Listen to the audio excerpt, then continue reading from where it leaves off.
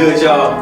Welcome to the Roots of the Magnolia podcast, where we pay tribute, where we give flowers to all the artists, all the musicians, the producers, the writers, everybody that had anything to do with the music scene in Jackson, Mississippi and surrounding areas back in the day that made this place special. They say that Mississippi is the birthplace of America's music, and this podcast is going to tell you why. My name is Mike Ribe, and I'm your host for the evening. And I'd like to present to some, introduce to others, our very first guest. And this is the reason why I actually wanted to do this podcast, because I really wanted to get this gentleman's story on wax. So please, y'all, welcome my man, my brother from another mother, Sky Boogie, Mr. Sky Chambers. Thank you, Mike. Thank you so much for How you doing, man? I'm beautiful. Yeah. Thank you for having me in your media space. It's a great invite, yeah, and it's a pleasure to be in your orbit once again. Oh man, it's a pleasure to have you. So look, man, let's get into it. Let's have this conversation, all right? Sure. What got you into music, man? When did you fall in love with it? I feel, Mike, it was a family-driven issue. The family was very involved in music, in the church, singing, playing. So it was just kind of a DNA kind of situation. So that was basically the infancy of my love for music. Yeah. So everybody in your family, were they all musicians, or was it just the love of music? It was the love of music. Okay. It was gospel oriented. Yeah. My mother, my aunts, cousins, they all played piano. Really? Except me. You're right. You a black sheep of the family. Exactly. That make a lot of sense as well, Scott. Exactly. Exactly. So when did you discover that bass was your instrument?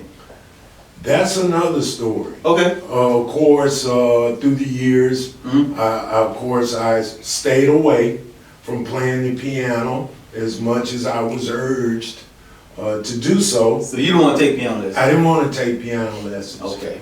And eventually, I saw that my opportunity to get in the music game or get in the music business was to play an instrument, and I selected bass guitar. Really? Yes. So was there anybody out there that influenced you to play bass? Somebody you saw, somebody you heard?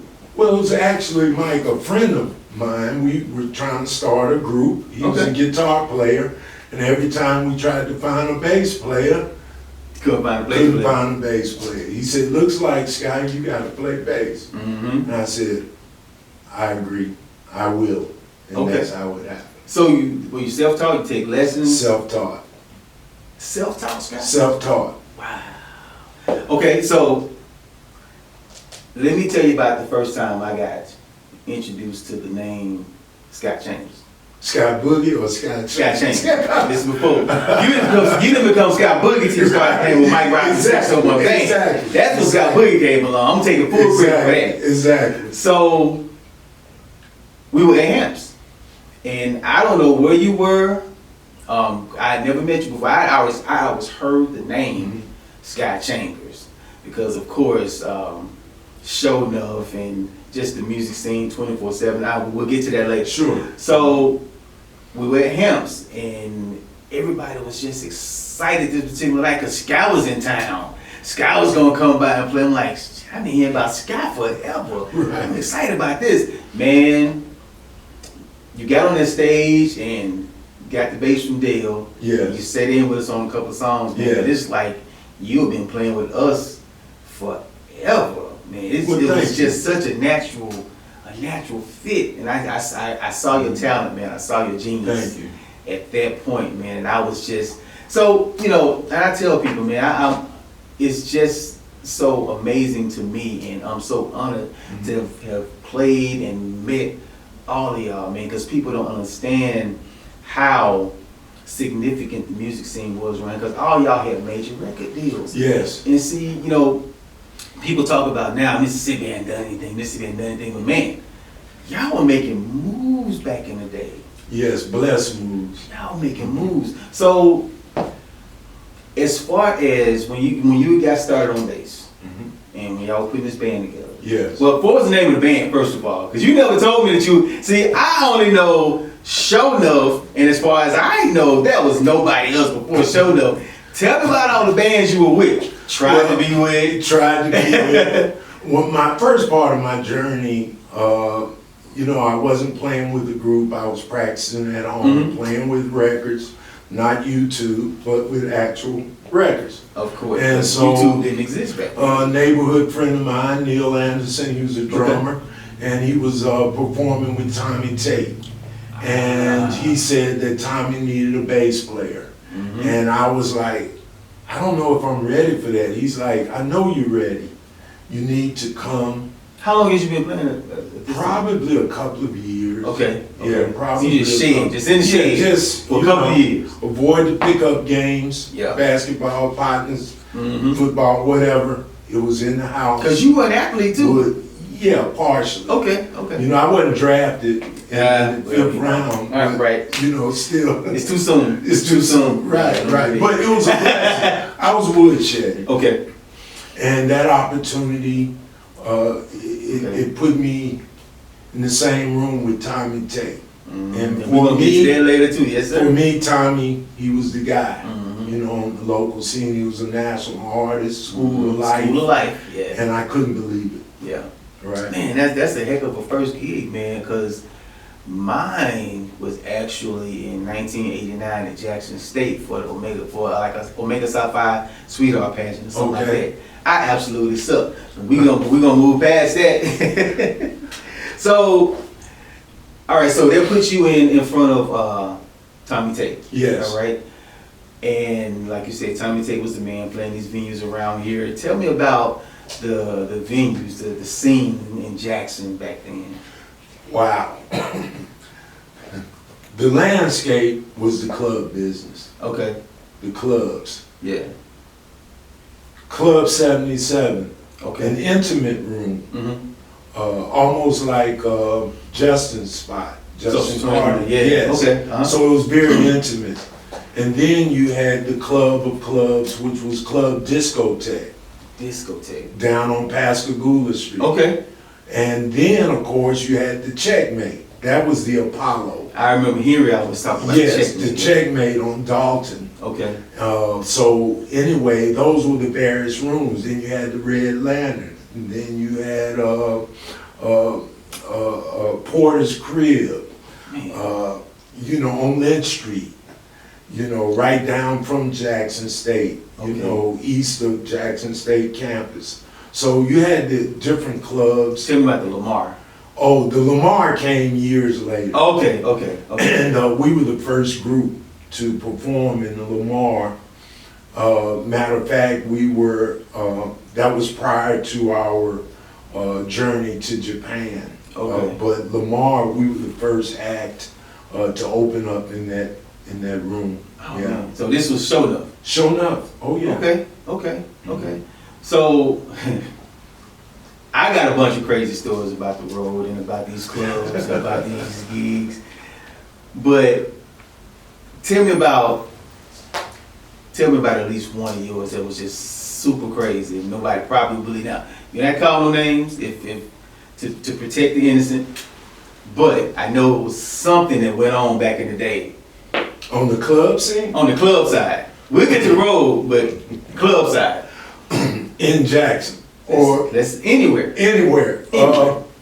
I have to say this. I know that one time, I think 24/7 killed a goat in Austin, Texas, But that's another story for another day. Right. But what about yours? Right. Oh, okay. So it is a couple. I can remember we were performing in Tokyo, and we were, as we say, funkin' out. Funkin'. That was our first time in Japan, and we actually had, what do you call them, a streaker?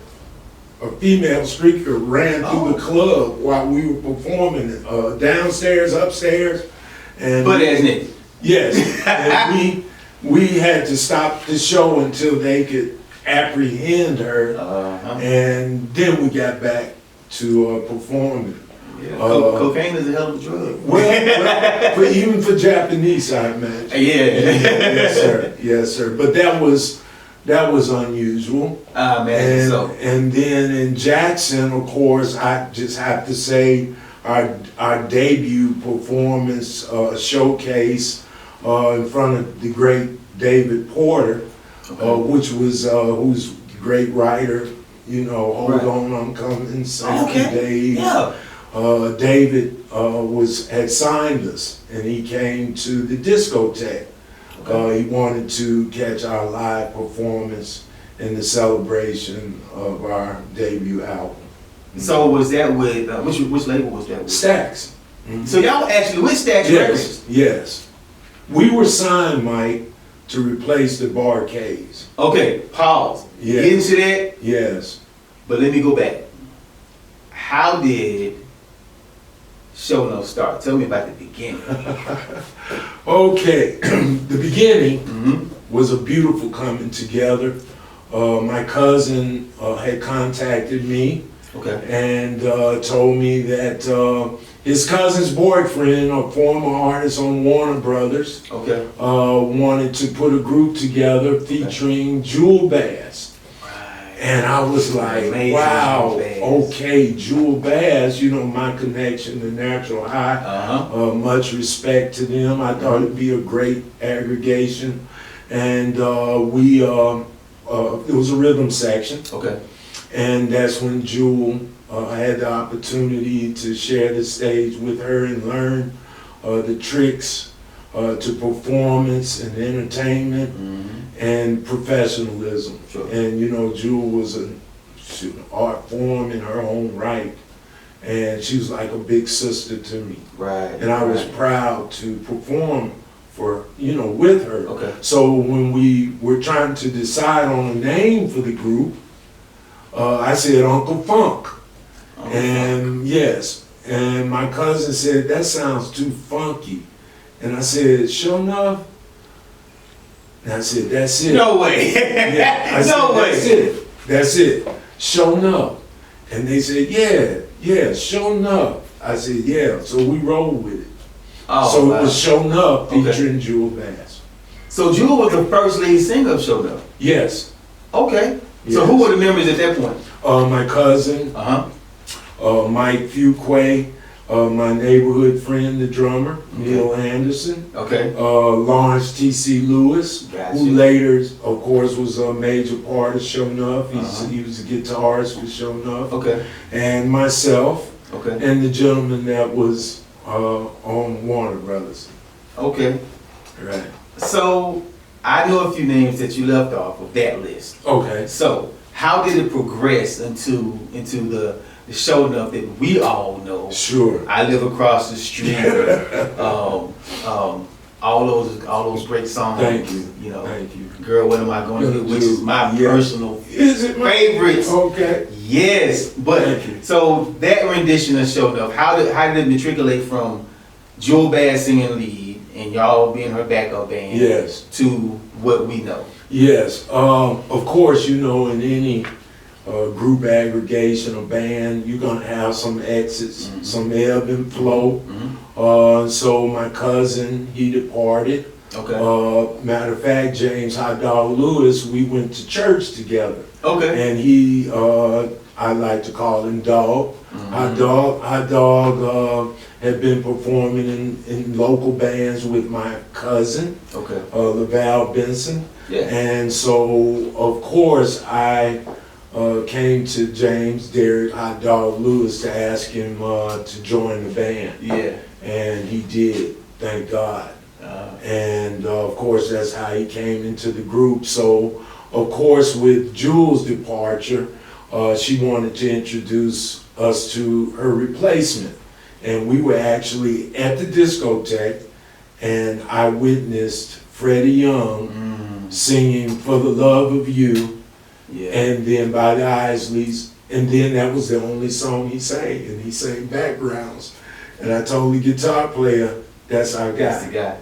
And when he came to his audition, I was excited. It was like I won a lottery prize or something. I was just so elated. Oh, man. Yeah. Yeah, because I got it. I had the honor to meet him a few times. Yes. And I would tell him that he was truly amazing. Yes. And I really, really looked up to him from a distance. Yes. You know, I knew who he was. I didn't have a personal connection or personal relationship with him. However, he was a huge influence still because, like I said, those songs just come on WOKJ and WKXI way back in the day. The AM stations. Yes, sir. I was highly touched and highly influenced. So, all right, so you have shown up as we know it at this time. Yes. Y'all playing clubs. Yes. Venues, I'm sure, opening up for. Yes. So, at what point did you know that y'all had something special? Okay, I can identify with that. Okay. In fact, we were residing in Lexington, Mississippi, preparing and practicing and getting our show up to support some local brothers, two brothers from Lexington, Mississippi. Okay. And they wanted to go out on tour. They had these dates. So we wanted to extend our presence out of the Southeast. We had played in the South, you know, so I encouraged the group, we need to go to the Midwest. We need to go do this. We need to get some feedback, you know, from a different audience about who we are. And so we went to the tour. At one point we were in Ohio, and things didn't go well.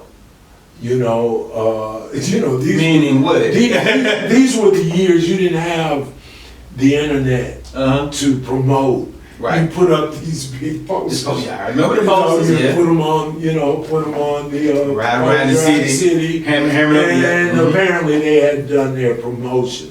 And then when we performed, the audience that was there, they were enjoying Show Enough more than they were the guys. Yes. Yeah. But we, of course, ran out of money. And we had to get back to Jackson. We felt we'd had enough.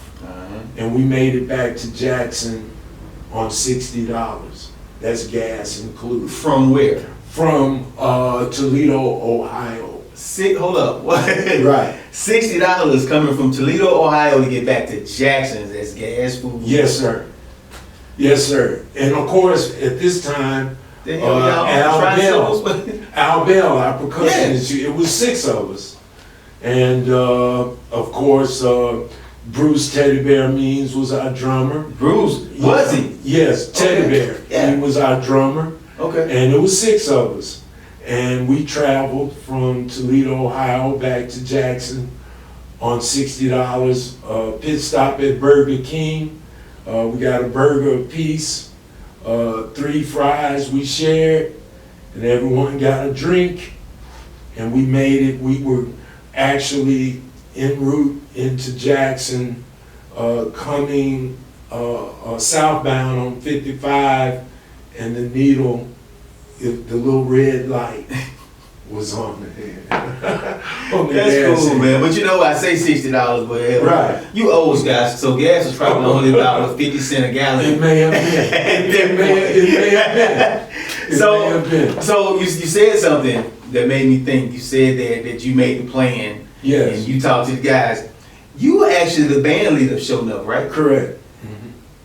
So, I've been in management, band leader now. Sure. A good one. I thank you, sir. Sometimes it gets kind of sketchy, and I know at least one of the members of Show Enough was an absolute character. There were many more. So tell me how it was to be the band leader of this group of misfits. Like Including me. Including, because all y'all young, right? Right. So tell me, how old were you at this time? I say starting about 21 to 23 years old. Traveling over the country. Right. When we signed the deal, I was 23. And you wrangling cats, trying to Correct. keep these guys together. Correct. So tell me about that, man. Tell me about the challenges of you being a band leader of Show. Because from the outside looking in, Right. all we see is this group of professional musicians that's rocking out on stage and pumping it up. You tell me about your experience. It's real. The dynamics are like any family. Yeah. The love, the hate, the tears. Matter of fact, while we were in Lexington one night, we were staying in a mobile home trailer. Okay. Things were tight. There wasn't a lot of room. Tensions, you know. It was, so anyway, we all got together and everyone cried. Tears like babies, man.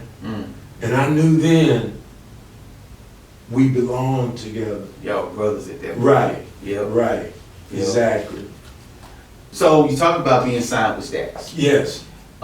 Let's go back to that. And so you were doing a lot of writing, Yes. okay?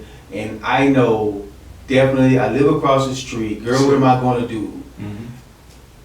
Those on the same album, right? Yes. Those on the same album. Well, I Live Across the Street and Funkicize You. Right. Hot What's Dogs. on? Hot Dogs performance of Funkicize. Yeah, Oh my exactly. And Total Answer. God. Yeah. That was on the debut album. Okay. What Am I Gonna Do came later. Okay. While we were signed to Malaco. Malaco. Right. All right. So tell me this. All right. So those great songs, hits. So as a writer, Yes. what is your process when you're writing? Okay. Everyone's different. And of course, I had to use the toolkit I had, which is my bass. Exactly. No pianos around me.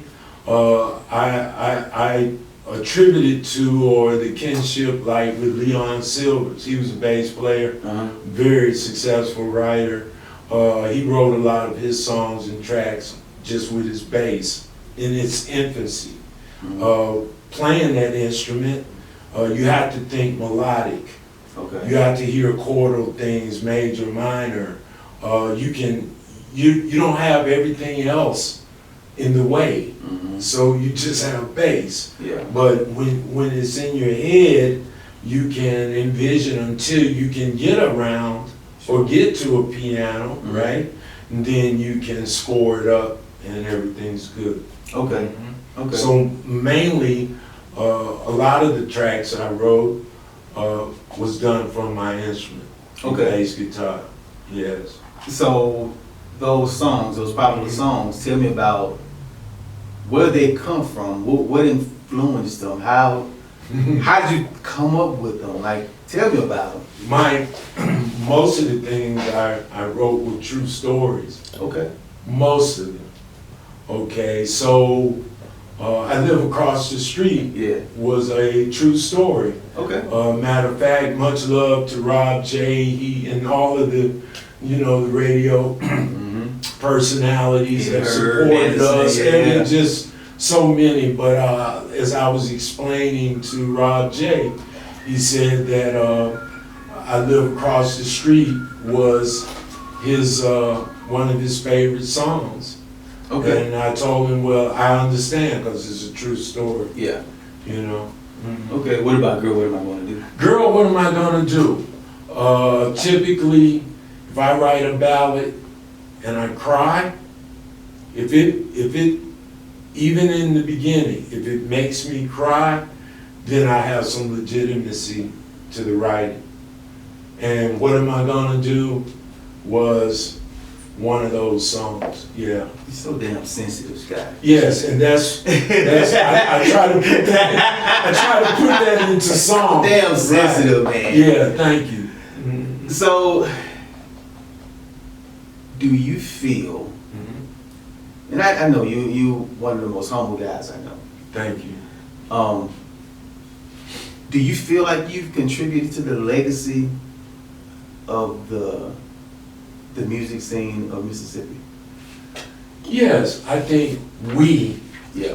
you know, my signature has been in place, just to say that we were blessed as a musical entity shown up, Right. or anyone that I impart or share into the music.